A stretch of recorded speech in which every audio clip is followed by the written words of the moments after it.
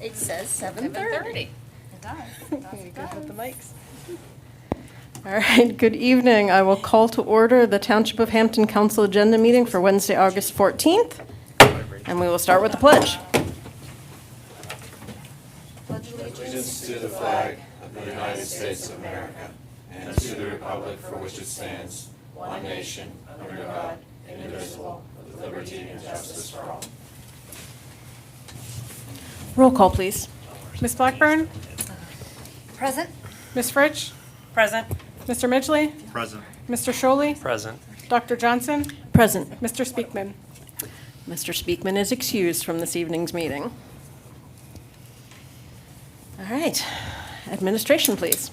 Yes, the township's insurance policies are up for renewal. Hub International, they're the pool trust that operates they operate the pool trust where we get our casualty and liability insurance. Should have our renewal rates for the next council meeting.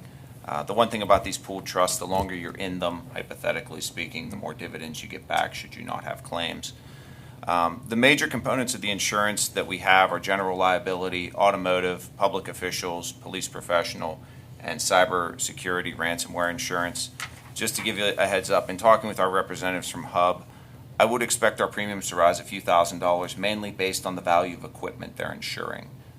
That has gone up. So we'll have more information when we get the next year's renewal, which should be in the next week.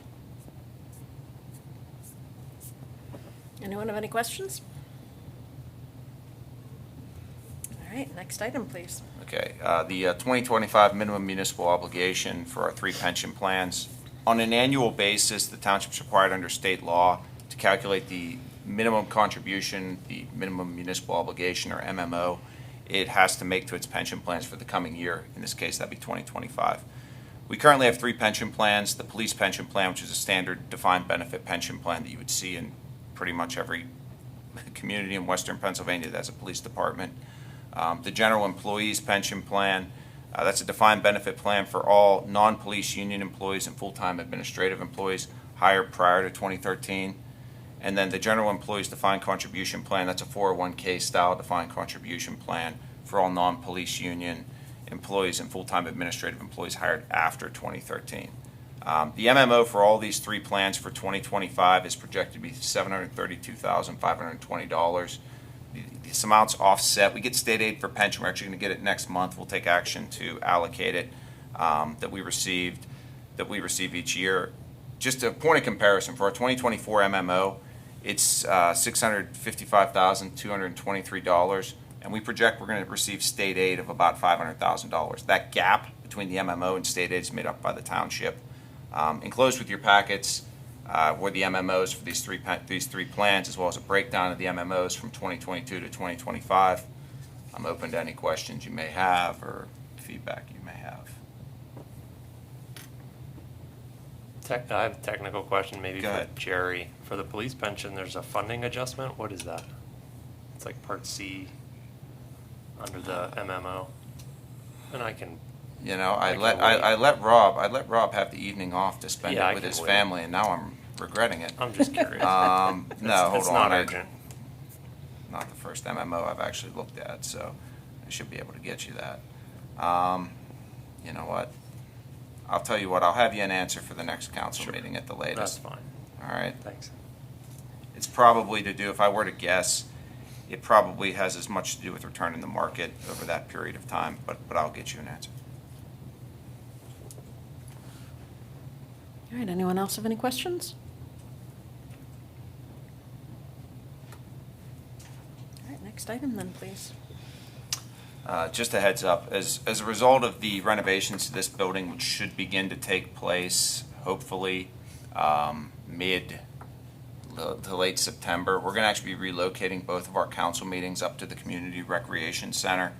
As a result of that, I just wanted to make you aware, it's not just the council meetings, the board and commission meetings for both September and October both can be relocated up there. The planning department, as everyone knows, is coming to inhabit this space so that residents can still have an interaction with them on building code and zoning matters. So just a heads up about that. We may not, probably will not be able to record or teleconference during that time. I know we did it during COVID, but that was sort of a heavy lift for the IT department, as Adam is nodding and smiling in the background there.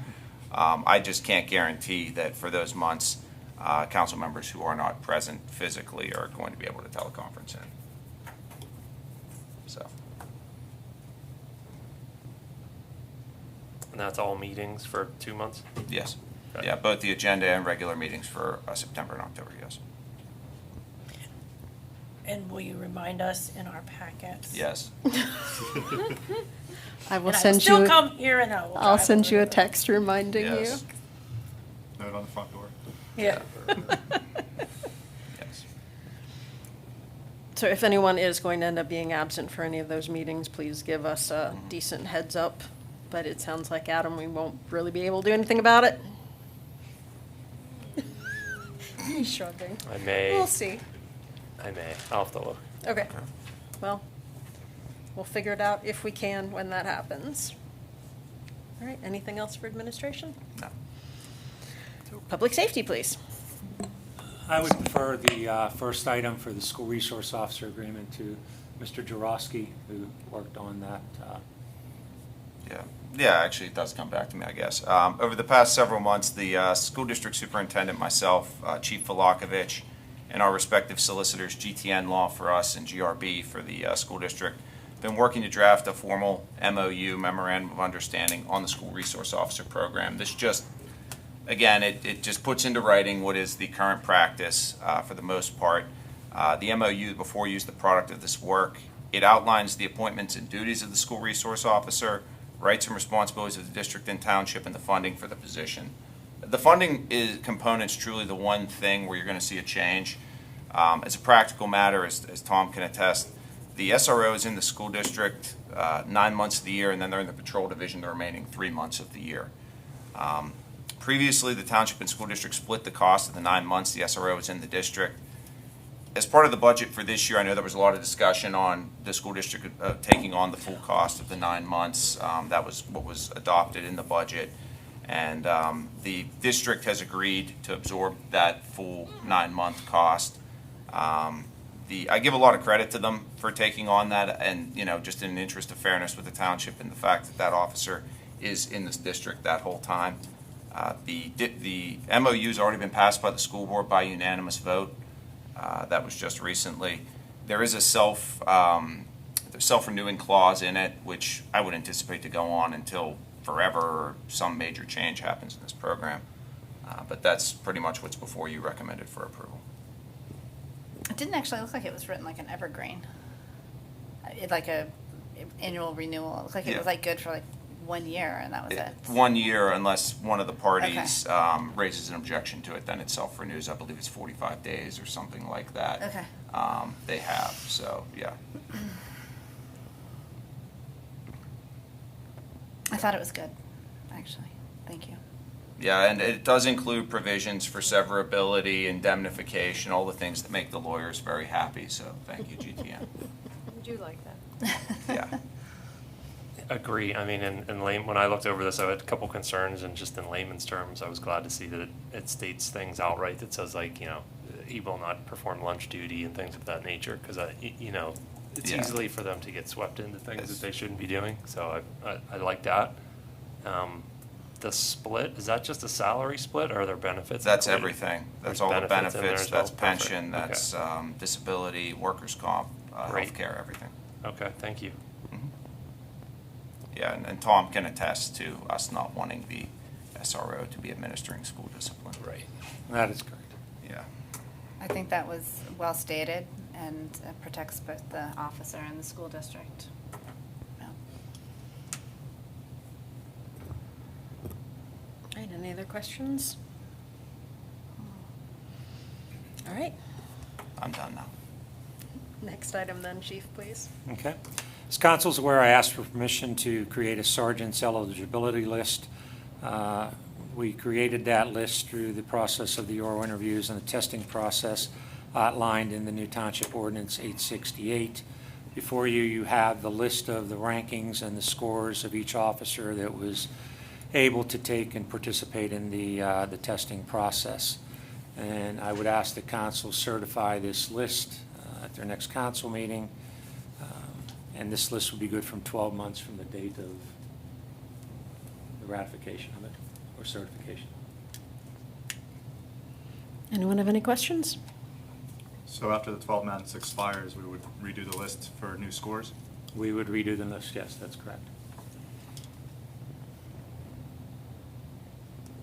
Anyone else? All right, thank you. Next item, Chief. Okay.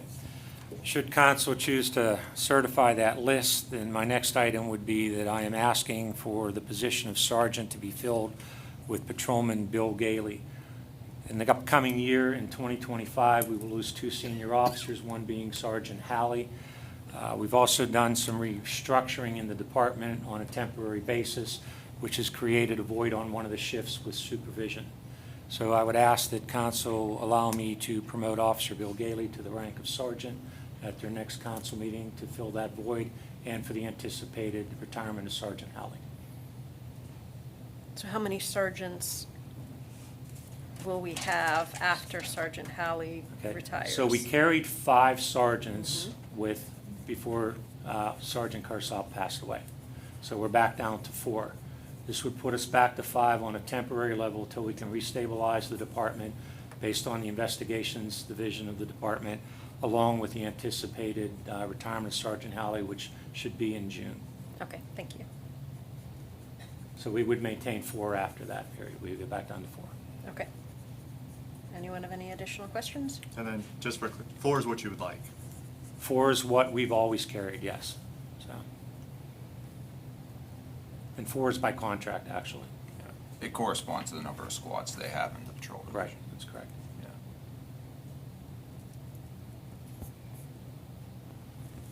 Anyone else? All right. Anything else, Chief? I have nothing else. All right, thank you. Thank you. Community Services. I will defer the first one to Mr. Grosky.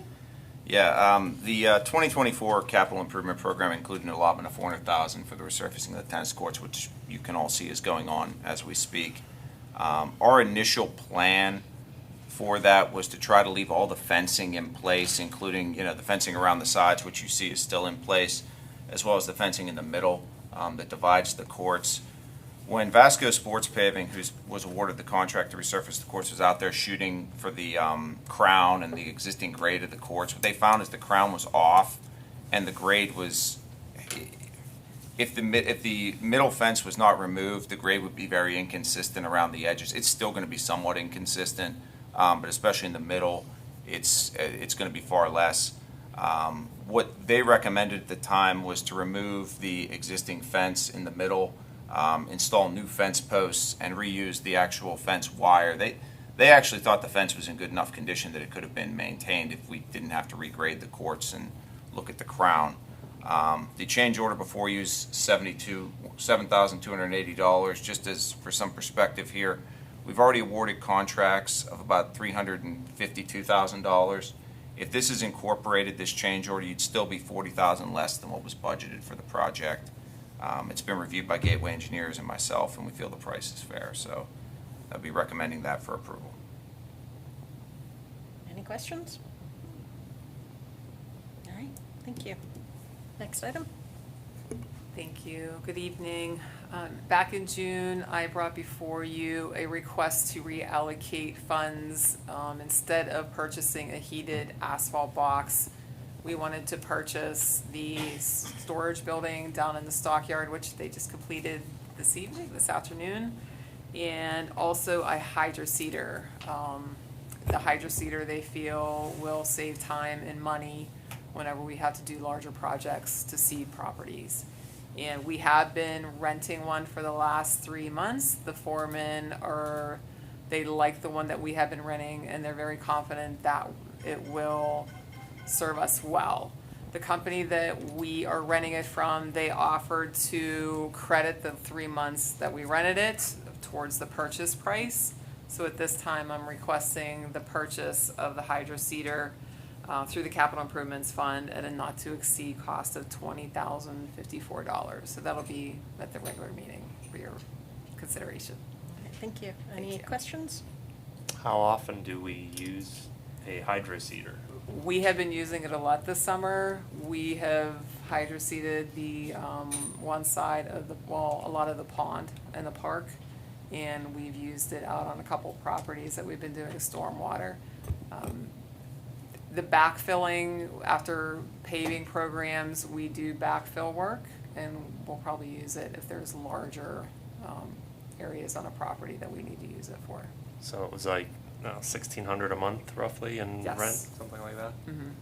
Do we, excluding this year, do we use it enough to buy it versus just rent one once a month? Usually every year we've rented a hydroseeder. Like the whole year? Through the summer, if we've Okay. had bigger projects. But instead of sending out like a whole crew to do the backfill work, they'll use a smaller crew to hydroseed. It's the same product. A lot of residents will call me and ask, like, whatever seed we use, they love it, and they ask where we get it and everything like that. We're still able to use that type of seed, but just through the hydroseeder. Thanks. You're welcome. So I guess along the same lines as Dan, has there been a cost comparison between us in, how long, one of these gonna last, 5 years, 4 years or something like that, whatever the life expectancy is? There has not been.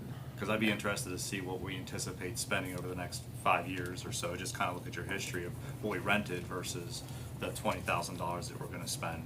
So kind of get, if we're only plan on spending $15,000 in the next few years on a rental, it may not make sense. But if he comes out and it says, well, we're gonna spend $30,000 on rental based on just usage past, and kind of, it may make sense to approve something like that. Just kind of curious what that balance would be. Okay, I'll see if I can get that Yeah. information for you. I mean, do we think that it's something that would last at least 5 years? Is Oh, there a yes. warranty on it? It's a 2-year warranty? Was it 2 year? If I was, I saw 1 or 2 when I glanced at it, but I think it's 1 year old or something like that. So okay. there's I like may be one thinking left, of the something fountain. like that. We have a lot of stuff going on. There's about 1 left. I Yes. think, I read something. And if we're renting it for $1,600 a month, 3 months over 5 years, that's more than 20 grand. Yeah. Mhm. Quick math, yeah. Yes. I'll see what I can get for you. All right, any other questions about the hydro seeder? All right, I believe you have an item to add to community services. Defer to Ms. Burnett. Thank you. Okay, as you are aware, the Wildwood Sample Flood Mitigation Project has been completed, and we do have some residents that have been asking questions about the usage, the pavilion, and trying to explain to them where it's at or the name of it. And I brought it up at the last staff meeting. I said, we need a name for this park and the pavilion so that we can, explain to our residents where it's at, or publicize it a little bit better than what we have been. And we discussed about naming the park, like letting some of the students at the high school pick, have like a contest or something and provide us names so that we can pick a name from what they're recommending. So then we were discussing about the pavilion, and as you are aware, all of the pavilions in the community park, they are named after former council members. And Mr. Jurowski brought up the idea of naming it after Michael Peters. And we all agreed that that was such a great idea, and we already have the signs made up. These will be posted as soon as possible on the pavilion. So the pavilion down at the Wildwood Sample Project, sure, is gonna be named after Mr. Peters.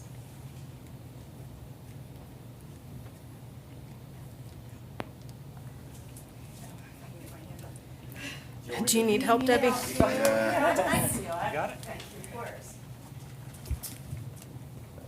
Yes.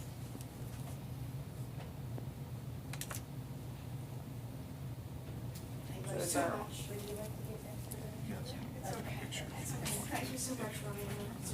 Yes. Do you wanna go up front and get a picture? Huh? Yeah. Carolyn, would you like to go get a Yeah, picture come with on. her? Go ahead. You guys go.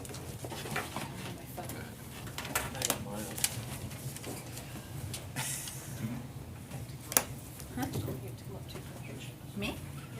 What? Oh, that's so nice. Be a nice way to publicize the park.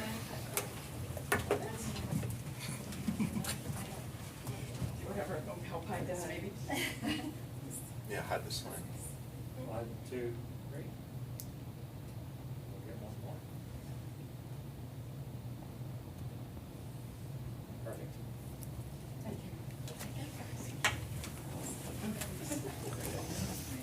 Excellent idea. Thank you. We should have it posted.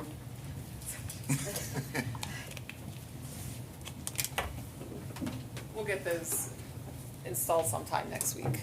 Done. Thank you. You're welcome. All right, anything else for community services? That's all I have, unless there are Alright. any more questions.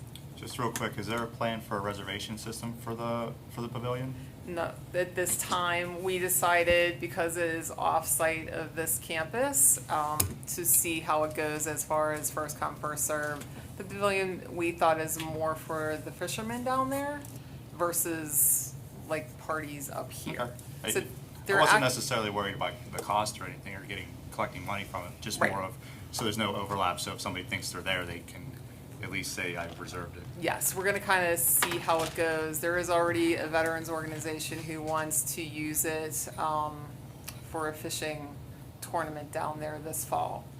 And we told them it's kind of first come, first serve, so So they'll be there bright and early. yes, exactly. We'll see how it goes. If we have to start reserving it, Yeah. then we'll add it to the system. Is that when trout season opens? Pretty close. Yeah. All right, environmental services, please. Thank you, Madam President. I'd like to defer to Mr. Drosky for the first item, please. My lucky evening. I thought earlier you said Yeah. you were done. Yeah, well, wishful thinking, I suppose. We discussed this at our strategic planning meeting in April. The township currently has a policy that the sanitary sewer service line, they're often called laterals, as Mr. Degnan is quick to remind me, which is the portion of the sanitary sewer running from a building or home to the main, is the responsibility of the property owner. This policy's never been codified. In order for it to have firmer legal teeth, and frankly, from a sheer perspective of transparency and fairness to our residents, we need to incorporate this policy into our code of ordinances. The ordinance before you is the codification of that policy, delineates the responsibility for maintenance and ownership of the sewer service line or lateral from the building to the connection in the main, as that as being responsibility of the building or property owner. From a purely fiscal perspective, I can tell you it would be impossible for the township to own and maintain all the laterals in this community. I mean, you'd be talking 7,000 laterals most likely. So what would happen, the motion before you at the regular meeting next, in a few weeks, is to advertise the ordinance and then for it to be enacted next month. So I know Jim can talk a lot about the technical merits of this. I can answer any questions you may have, but again, it's codifying an existing policy. Yeah, so I was looking through the document. Either one. So I was looking through the document and completely understand with perpendicular laterals that go under the street and maybe across a cul-de-sac or something. I guess a little bit of concern I have, and you started talking about codifying and making the owners aware that this exists. What happens with people that have them that go much further? It would be basically the same rule, irregardless of where it is or its distance. We have some residents that have very short lateral runs to the main, some have very long ones. But I guess how's that fair to the residents that have long runs that now we're putting this responsibility on them when they did not know they had this responsibility before? So I guess that's not really necessarily your answer, but something that we would have to consider.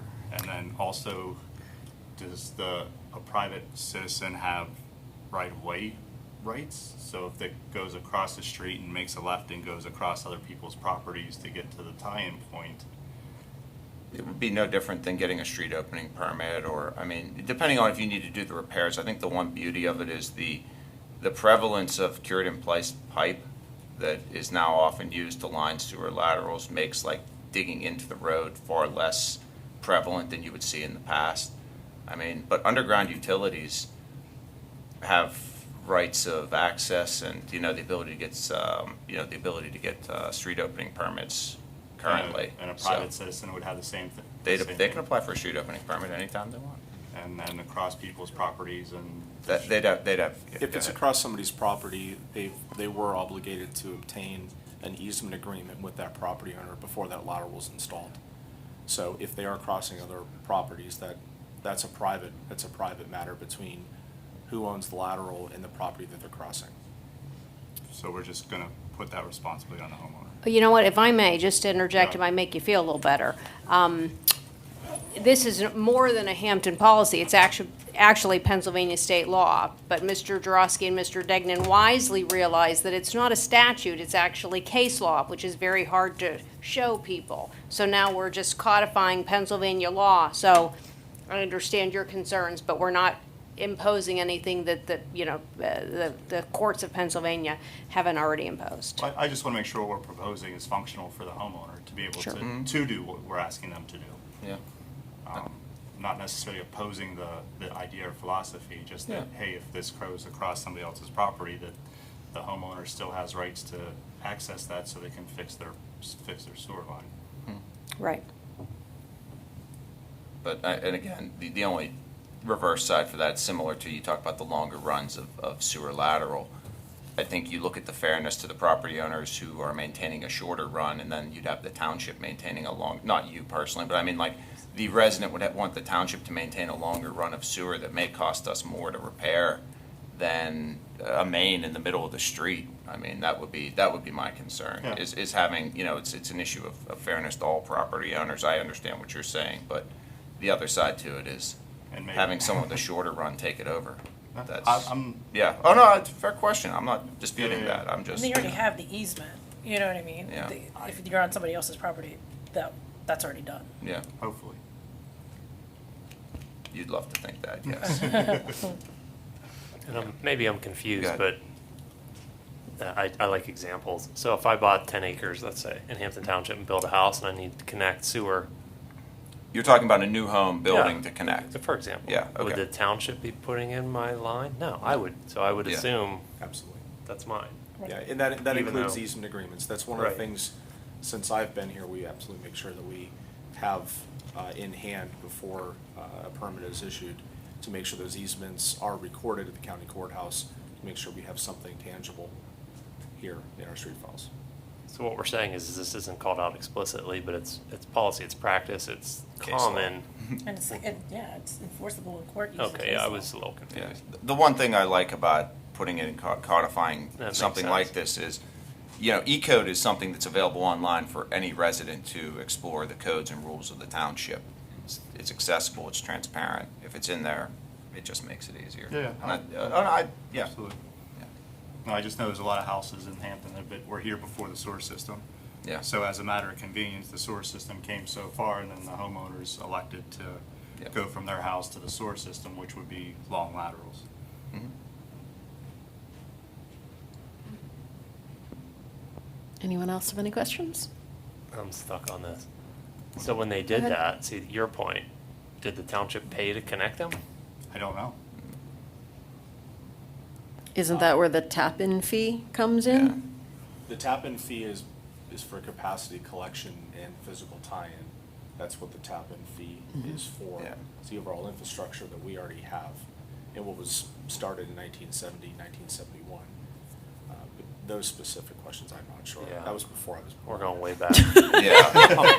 Yeah, Right, thanks right. for making me feel old. So Yeah. hopefully there's easements, and hopefully there's other documentation to be enforced, and, Thanks. the Yeah. date We're on the wall, actually not- the date on the wall is 1861, so there's some houses here that are before that.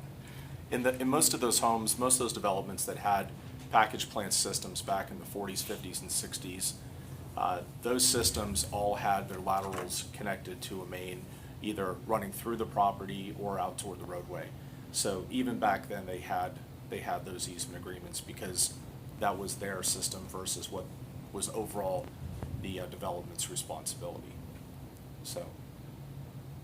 But I think you were asking who paid to put the sewer lines in the laterals. Or- Just who's responsible? So if Okay. Hampton elected to stop here, and there's 6 or 7 more houses down here, they would have put long laterals to make to that connection point. Hampton elected to stop here instead of putting more sewer lines here. So now, because they still needed to go that distance, now we're just saying, well, it's your responsibility. Well, Hampton elected to stop here, so and I'm sure Today, that's what we it processed, wasn't yeah. very clear at that point Yeah. who was going to be responsible for that lateral as well. But now, are we changing the rules? Are we not changing the rules, or just clarifying the rules to our favor as opposed to their favor? The way I see it is, we're not creating any new rule, right? This is a practice that's already in place, and it's set by state law. Case law is just as good Yeah. as any statute, right? So all we're doing is codifying this. So right now, a homeowner may not realize they're responsible for it, although they are. And when you codify it, you make it easier for them to realize that versus, all right, now we're gonna go through court and all that expense to come to the same outcome. Yeah, no. Yeah. All right, any other questions? You good, or you still have questions? I just, Mhm. so in the example that you just said with the 7 houses, my concern was if the township, which I don't think they would have done, would say, the township will bear the cost of getting this to your house, which I don't think we would have done, because then codifying this could be an issue, wouldn't it? No. It's No, still the- we're not even if they changing paid for it. anything. Okay. No. I'm good. We're just So making it in- clear. I guess in that case Thank you. there, that if we, and I don't know if there's any history or documentation on it, if the township says we're gonna pay for, so your final manhole's here, your final collection point's here, and then they run the lines here, and then they tie into it, then that section would be Hampton's, because they paid for it. Is that fair? I don't know if that's at all true, When you say line, I'm You not talking sure the what you're main, referring or to. are you talking the lateral? just a feeder lateral. I mean, laterals, again, have been private, and we do our best to keep them out of the road right away, primarily for those lateral safeties. And I certainly may be talking just hypothetically, that doesn't even exist, so. I think there's a lot of various scenarios there. Yeah. I'm trying to think of any that would be applicable to us. I can't think of anything offhand, Jim. Nothing immediately that I can think of. No.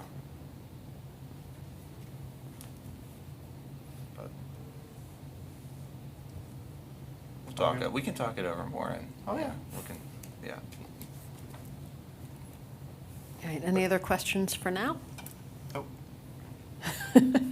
All right, next item then, please, Jim. Oh, thank you. The next item is a request for permission to expense funds from our sewer capital fund with a not to exceed $170,000 for lining of pipe throughout the township that is in need of repair. The 2 main locations we're looking at is within the Northampton plan, as well as some roadways, along the creek line just south of McCully Road for this year's budget. Any questions? All right, anything else for environmental services? Just the third item. Oh, the- sorry, forgot about that No, one. no problem. We have the proposals from D'Agostino Electric Services. This is the work for the wastewater treatment plant project. This is all through CoStars. This is for the access control, security cameras, as well as Wi-Fi equipment. This is the purchase of materials through D'Agostino for the overall project for all 3 items. And the point I would make is the contractors, Calista and Mealy, actually were kind, I guess would be the word, kind enough to allow us to contract directly with D'Agostino so that we're not going through them where they would end up marking it up. D'Agostino has done access controls for this building, police station. They've done the wireless internet as well as the security cameras for this facility as well. So we have a long-standing, good working relationship with them, and they are a CoStar's contractor. The total value of everything is about $250,551.25. So, of all 3 change orders, or contracts, I should say. Anyone have any questions about any of the 3 contracts? All right, then, anything else for environmental services? I have nothing unless there are questions. All right, thank you. Thank you. Zoning and planning. Okay, thank you, Madam President. So the first item is a resolution that we would be looking at for possibly adopting in the next meeting for the Kaleno sewer planning module. So all new houses that have been built after the start of the construction of our treatment plant that are the result of a new subdivision have to go through a sewer planning module. So once we finish the construction of that, that requirement will go away, but right now this is what they have to go through. So he's still probably about at least a year to maybe a year and a half to 2 years out from building on that property, but I think he's trying to get everything lined up so that he's ready to go whenever he's ready to go. So this request is under review with KLH. I don't have any feedback from them on it yet, but once I do, I will pass it on and have a recommendation. Any questions? Just quickly, what is a sewer planning model? So it's basically. Jim, Just- as just Jim a lowers basic his question. microphone. How does it differ? I mean, you can correct me if I'm wrong, Jim, but I No, believe no, it's just, to. She's absolutely correct. The DEP does require, there are 2 different processes. Right now, unfortunately, we have to go through the longer process. Basically, it's a lot of information gathering and information we provide to their engineer or whoever's doing the official paperwork to submit to the DEP. They do have to bless that for the sake of connection, so. I think it's essentially just saying that our sewer plant can accept the additional flow from the new house. Is that accurate? It's the biggest piece of it, yeah. Yeah. And you said something like, to the effect of, and maybe I'm wrong, that this is only needed because we're currently in construction on a sewer plant? So the longer format is the case. They kind of enacted that on us a number of years ago. And prior to that, it was like a short form process. Our hope is that once the plant's completed, the DEP will allow I see. folks to go back to the short form. DEP thing. Correct. Okay. Correct. Makes sense now. All right, any other questions related to that item? All right, next item, please. Okay, the next item is the request for release of funds from the improvement security for the Hampton Industrial Park. This is for the warehouse that was constructed down off Alpha Drive for the Bully Max Company. They manufacture specialty dog food. This is an older development, as you can see from the number, 2020 it was approved. So they've slowly been working through getting their approvals, getting their site work completed. They are not quite there yet. We can do a partial release at this time. As I mentioned in my memo, Gateway's approving a release of $158,147. But they still have quite a bit of landscaping work they need to do, some paving changes, some grading changes. So we're gonna meet out there next week, myself and Gateway and the representatives from Bully Max, and try to go through, and their engineer, go through all the items so that they can hopefully just get this done. So, but for right now, I would be recommending that release because they have completed some of the work, so they can get that money back. Now, I do recall when we approved this, there were several homeowners who live above where this was built who were concerned about slope erosion from the construction. I'm assuming there have been no issues. I have not received any complaints or concerns. Okay, thank you. Anyone else have any questions? Is the money that we remain sufficient to influence them in finishing the project? Yes, yeah. They have that, and then they also have the added issue of their NPDS permit through Allegheny County Conservation District. They really need to close that out. Those will all expire in December of this year. So if they don't finish their grading work by then and get that closed out, they're looking at having to reapply to Allegheny County and pay all of those, however many, couple $1,000s in application fees again. So we spoke when I was out there for the initial, I was with Gateway when he went out for the inspection that resulted in this letter. And the financial officer, chief financial officer for Bully Max was actually with us. And we explained to him, look, this is, the $79,000 is certainly enough to complete the improvements that, are left on the table for what we have. I think it's just disconnects between their engineer and perhaps Gateway, so that's why we're gonna meet next week. And I just don't want the money to be so small that it's just a business decision to walk away from it at Yeah. that point. Well, they can't, you know, Right. Allegheny County has their own Yep, permit that they they have. have to close out. Understood. Any other questions? All right, anything else? I do not. All right, other business. The only upcoming event I would actually bring up, it's not on this list, but we have our first annual restaurant week, September 8th through the 14th. I intend to eat a buffalo chicken pizza from Caliente every day for the whole week and take advantage of the special they're offering. So when you don't see me- There are other restaurants, you Well, it's, know. Yeah, but usually you have to take out a loan to do that. it's an endurance challenge. Is there a limit of 2 So- or something? But no, it's actually, Amanda Lucas did great work on it through the Economic Advisory Board. It's going to be a great event. It's a really good thing to see the community come together, and I hope everyone takes advantage. There's a lot of good deals on that. Strongly recommend everyone take advantage of them. All right, anything else? I do not have anything. Does anyone else have any other business? Have we ever considered, my daughter's a lifeguard now, Mhm. and I think we've had some prior lifeguards. I don't know if council's ever taken any action to call out. From what I understand, there's been a couple good saves, as they're called, where people are drowning or in trouble. Have we ever, acknowledged any lifeguard for anything? Shout outs. Brought them in and said thank you or anything like We that? have not, but that would do that probably be a this good fall, idea, yes. particularly when the lifeguard falls out of the tallest lifeguard chair to make that save. Yeah, I've heard there's been a couple, No, that's actually a like really with good young idea. children, and, maybe bring the lifeguard in and Yeah. say thank That's you, nice. little Mhm. acknowledgement or something like that in the fall. Just think about it. It's a really interesting idea, thank you. All right, anyone else? All right, then I will adjourn this evening's meeting. Thank you, everyone, for coming tonight.